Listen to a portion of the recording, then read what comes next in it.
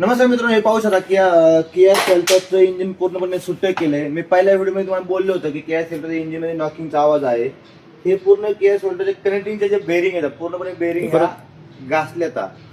हे bearing घासण्याचा reason काय होतो, कधी पण इंजिन मध्ये ऑइलची लेवल कमी असणे किंवा ऑइल टाइम सर्व्हिस न करणे.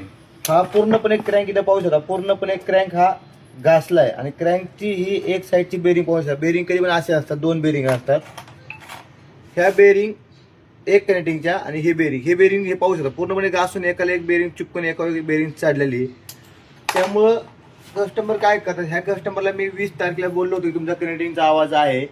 कस्टमरनी तरी पण आपलं ऐकलं नाही. कस्टमरला दुसऱ्या गॅरेजने सांगितलं की तुमचे इंजेक्टरचं आणि इजारचं काम केल्यानंतर प्रॉब्लेम सॉल्व्ह होऊन जाईल.